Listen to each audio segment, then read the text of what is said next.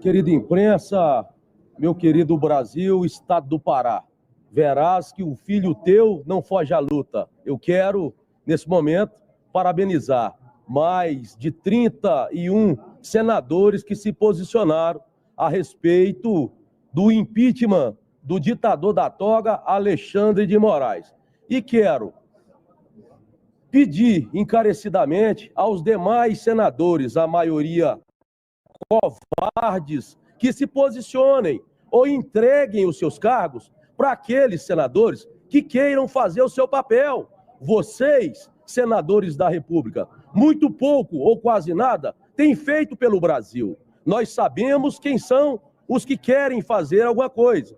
Da mesma forma, quero parabenizar os mais de 150 deputados federais e dizer também da covardia dos demais. Estive na entrega do pedido de impeachment de Alexandre de Moraes ali com o presidente dessa Casa de Leis. É uma conversa fiada, uma conversa mole, que vocês vão ver aí nas redes sociais.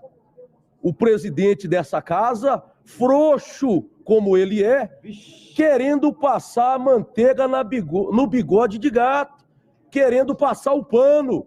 Pela conversa que ele teve, esse pedido de impeachment deve ir para o lixo. Nós não podemos admitir, não me calarei perante o tanto de abuso de autoridade que o ditador da toga tem feito no Brasil.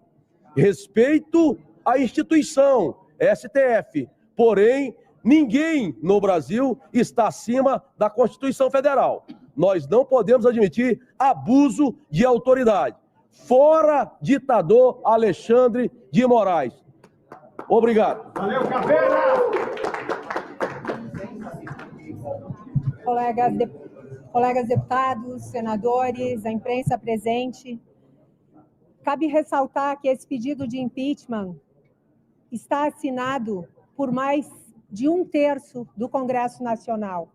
E o recado das ruas no último 7 de setembro foi muito claro. Não é um pedido monocrático, é um pedido da maioria. É o pedido que a gente ouve na rua, na população brasileira, há quase 2 anos. Ninguém mais aguenta essa instabilidade política, jurídica e institucional que o país está vivendo.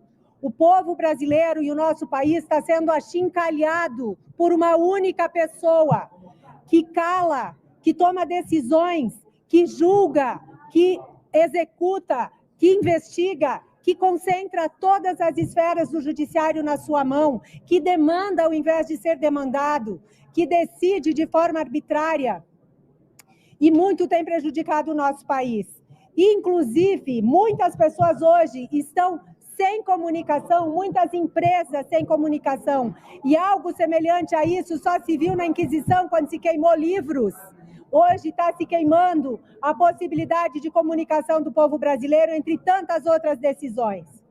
O que nós estamos apresentando hoje para o presidente do Senado é uma oportunidade de resgatar a credibilidade do nosso país, de resgatar a credibilidade do Senado, da Câmara, de resgatar a credibilidade do próprio judiciário, que está passando por uma situação vexatória diante de tais decisões. O que nós queremos é que o nosso país volte a ter credibilidade, que volte a valer aqui no Brasil a lei, a ordem, o devido processo legal, e o povo brasileiro possa andar de cabeça erguida. As pessoas que aqui trabalham, investem, as pessoas que aqui se erradicaram e que nasceram aqui, possam ter oportunidade de viver com dignidade. Por isso, não é só um pedido de impeachment, é uma oportunidade de resgate do nosso país e do próprio judiciário. E é por isso que nós estamos pedindo que seja acatado e que seja julgado com o devido processo legal, porque é um processo robusto, dentro da legalidade, e não vamos descansar até que nós tenhamos um resultado a contento do que o nosso país merece. Muito obrigada. Parabéns. Minhas palavras vão ser poucas, apenas para fazer uma reflexão aqui sobre como o Brasil tem andado nos últimos anos. Vamos relembrar aqui, por exemplo, quando o Janot entrou contra aquela ação contra o Temer, aquela coisa, aquela gravação toda, o país estava decolando, entrou todo em sobressalto, virou aquela crise toda, o Brasil passou por maus momentos, e aí, de repente, a gente poderia pensar, não, ele estava querendo o bem do país, estava pensando em coisa grande. Sabe por que era aquilo? Era porque Janot tinha sido preterido para assumir o cargo como procurador novamente. Era coisa pequena, era coisa umbilical. Depois nós tivemos também, antes, aliás, nós tínhamos tido também a questão lá do início da Lava Jato, que todo mundo pensa que começou de um jeito. Não, começou na sala do Planalto. O grupo de Dilma brigando com o grupo de Lula. Não tinha nada a ver com o país. Óbvio que depois eles perderam o controle, mas era briga mesquinha, briga pequena também. Bem, acabou a gente tendo, pelo menos, as entranhas do país colocadas para fora. Mas aí surge esse momento aqui em que nós estamos hoje com presos políticos, nós estamos com a imagem bem arranhada no cenário internacional, principalmente na parte de quem quer investir no Brasil. E hoje nós estamos na condição aí bem parecida com a Venezuela. E, de repente, todo mundo pode pensar que isso é por uma coisa grande. Vamos dizer que o ministro Alexandre estivesse pensando grande, querendo realmente defender a democracia desse país. Alguns podem pensar assim. Infelizmente, não é. Digamos que ele estivesse errando, querendo acertar. Não é essa a realidade. Sabe por que surgiu tudo isso aí e que acabou desaguando em todos esses efeitos colaterais, com velhinhas, crianças e todo mundo preso?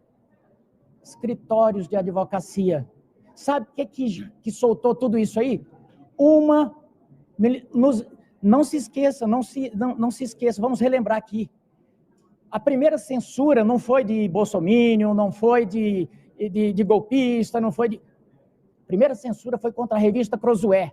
Aquilo foi no âmago, aquilo foi no cerne, no nervo exposto, que eram os escritórios de advocacia. Enquanto criou-se uma grande fumaça, o que é que foi aprovado? Vamos relembrar aqui, o que é que foi aprovado? Foi aprovado, e não foi por essas casas, mas nasceu uma legislação, que não foi aqui nessa casa, dizendo que se eu sou juiz, e ele é meu irmão, ou digamos que eu tenho uma esposa que é advogada, não tem problema de eu julgar essa ação. Gente, isso daria cadeia até na Bolívia. Obviamente que nós estamos num momento de polarização e alguns vão dizer, não, tudo bem, vocês estão contra o Moraes. Eu não tenho absolutamente nada pessoal contra o ministro Moraes.